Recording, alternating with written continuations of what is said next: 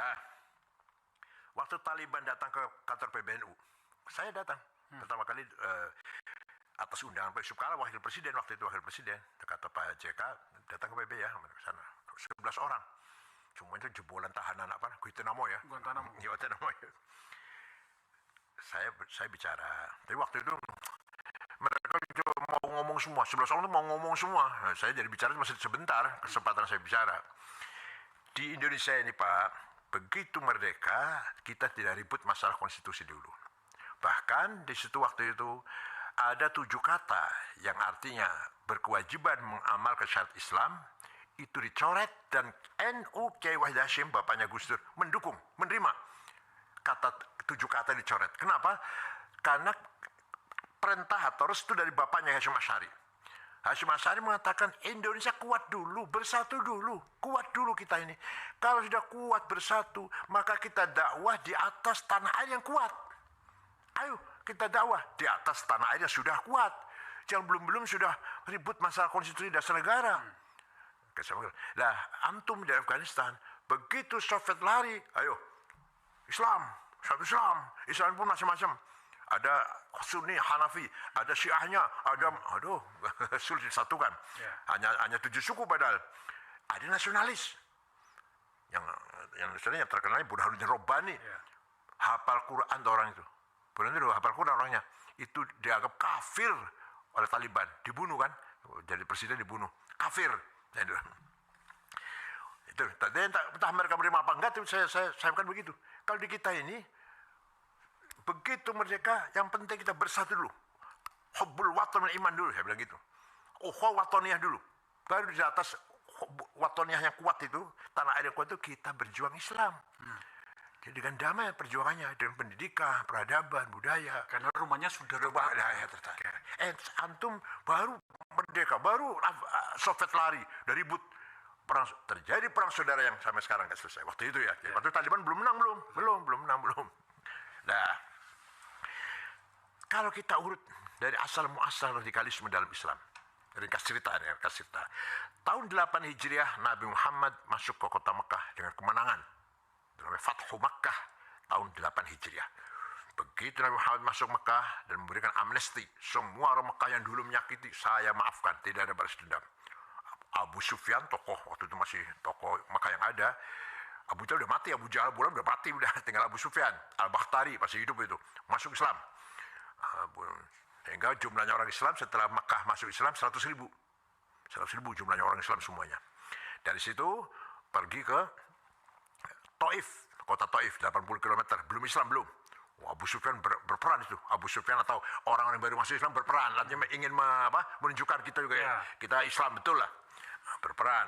Oke, Taif kalah Islam. Satu kota lagi Hunain namanya, kota Hunain.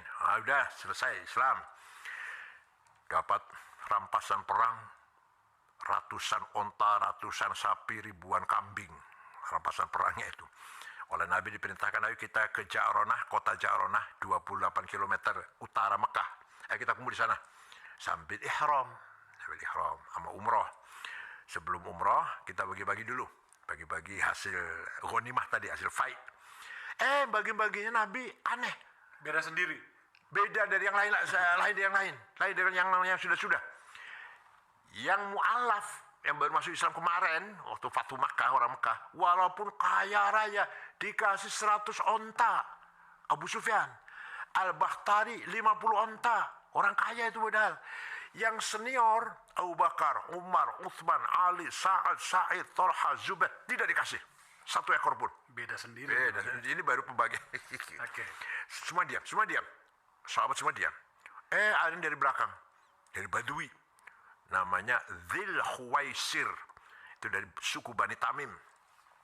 Orangnya kurus, tinggi, kepalanya botak, jenggotnya panjang, jidatnya hitam, gamisnya cingkrang. Menghadap ke depan sambil meteng-teng itu, sambil angkat tangan. Adil ya Muhammad. Bagi adil dong. Kamu gak adil bagi-bagi ini. Nabi menjawab, yang saya lakukan ini adalah perintah Allah, bukan dari saya. Perintah Allah. Akhirnya orang itu pergi. Saya jawab itu, orang itu pergi. Nabi bersabda dengan tegas, sayakhruju min dhiddi hadzal rajul qaumun yatluna al-Qur'an wa la yujawizu halaqimahum hum syarr khalqi wal khaliqah laisu minna wa lastu minhum. Nanti di tengah umat Islam akan muncul orang seperti ini. Apa? Hafal Quran. Berdasarkan Quran kalau ngomong, dasarnya Quran, dalilnya Quran, tapi tidak paham sebenarnya. Tidak melewati tenggorokannya, la jauzu halaqimahum. Tidak melewati hafalannya, tidak melewati tenggorokannya. Apa? Tidak paham. Mereka itu sejelek-jeleknya manusia, bahkan lebih jelek daripada binatang. Mereka bukan golonganku dan aku bukan golongan mereka. Wow. Itu prediksi Nabi Muhammad. Ternyata betul. Tahun 40 Hijriah dari Bani Tamim inilah yang merencanakan akan membunuh Khalifah Ali bin Abi Thalib di Kufah dan Gubernur Syam Muawiyah, Gubernur Mesir Amr bin As. Terjadi kesepakatan. Kenapa? Karena kafir. Ini sudah nggak benar ini saudara. Ya. Ali memimpin ini sudah bukan dengan Quran. Karena berbeda dengan apa yang mereka yakini. Ya. Gak begini. Ali itu kalau akan memutuskan persoalan, musyawarah. Panggil sahabat, panggil teman tokoh-tokoh, musyawarah. Ali. Berarti itu hukum manusia dong. Ya. Keputusan manusia, bukan Quran. Di Quran tadi apa mengatakannya? Wa malam yahkum bima anzalallahu kafirun. Barang siapa sudah hukum Islam kafir. Hukum Allah, kalau enggak hukum Allah kafir. Kalau itu Ali kafir, Muawiyah kafir, Amr bin As kafir. Bunuh. Pagi-pagi tanggal 25 Ramadan, 3 orang berangkat, yang berhasil yang hanya membunuh Ali karena beliau keluar akan ngimami salat subuh. Gubernur Syam Muawiyah, Gubernur Mesir Amr bin As tidak keluar ngimami salat subuh.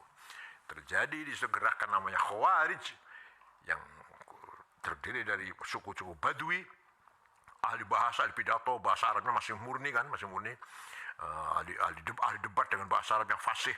Dan mereka menganggap semua orang kafir karena tidak menjalankan hukum Al-Quran. Nah, neo-Khawarijme sekarang ini lahir di mana-mana. Kenapa? Karena faktor apa? Putus asa. Putus asa dalam memahami agama Islam. Putus asa ragu bahwa Islam membawa menjanjikan apa? Kemajuan, kesejahteraan atau keadilan. Faktanya ini semua kepala negara Timur Tengah nggak ada yang benar kata mereka ini. Ya. Semua kepala negara di Timur Tengah, baik raja maupun amir maupun sultan maupun presiden nggak ada yang benar. Semua zalim semuanya. Membiarkan Palestina dicaplok oleh Israel. Ya. Sampai pemimpin Palestina pun bisa disogok, bisa disuap. Gitu. Yasser Arafat bisa disuap. Mahmud Abbas juga bisa disuap itu semuanya. Nah, hasil macam-macam lah. Hafid Asad juga jual dataran tinggi Golan itu jual itu. Betul. Nah, hasil. Apalagi Anwar Sadat mau berdamai. Terjadi secara massal. Ya. Generasi muda yang putus asa dalam memahami agama Islam. Karena faktor kenyataan yang nyata. Pak Kiai, saya salah sedikit. Mereka putus asa itu karena faktor politiknya, di mana para elitnya ternyata tidak seperti yang mereka bayangkan. Hari ini kan kita lihat. Bahkan di negara-negara di Arab itu kami pernah membahas di forum ini, malah berbaikan dengan Israel. Atau mereka putus asa karena nilai-nilai yang dibawa itu kok tidak seperti yang digambarkan. Tidak seperti yang mereka pahami. Apakah karena faktor itu? Nah, kalau kita lihat ada dua. Memang ada dua. Arab ada yang terbuka, membuka sebebas-bebasnya, seperti Lebanon, Tunis, Mesir masih separuh-separuh lah ya. Bebas pergaulan, budaya bebas. Ada yang semakin rapat, semakin tertutup. Iya. Libya waktu itu ya, Libya atau ya Saudi. Kalau sekarang beda, sudah berubah nih. Iya. Waktu itu ya. Saudi malah menjadi sangat dekat sekali. Ya. Walhasil, generasi muda putus asa.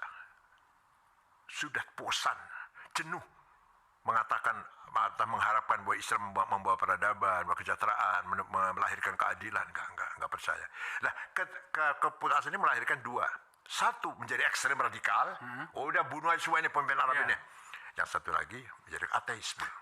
Nah. Itu maksud saya. Saya pernah membaca sebuah artikel ya di luar gitu, bahwa ada kecenderungan remaja-remaja atau anak-anak muda Muslim di kawasan Arab sana, termasuklah di Iran bahkan, itu malah mereka meninggalkan Islam.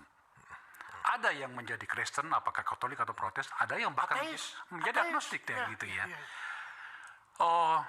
Tidak saya tidak mampu membayangkan kalau kemudian ini juga masuk ke kita.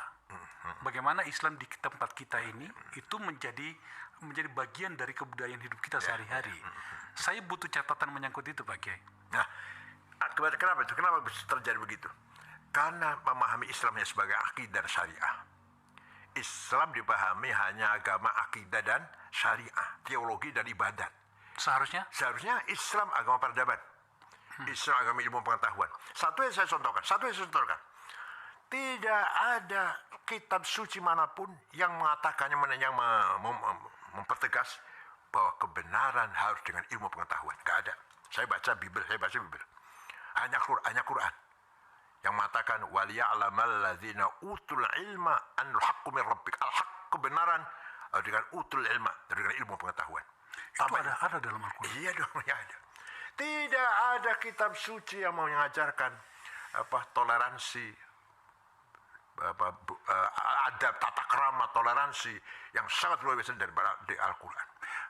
Kalau begitu pertanyaannya, kenapa kemudian kita, setidaknya yang di kita ini, termasuk di kawasan Arab, Qatar, Uni Emirat Arab, tampaknya lebih maju ya. Bahkan Uni Emirat Arab itu bahkan sudah bisa mengirim roket ke luar angkasa. Tapi pada negara-negara dengan karakter seperti kita, kenapa tampaknya seperti mengabaikan ilmu pengetahuan? Di kita ini? Ya.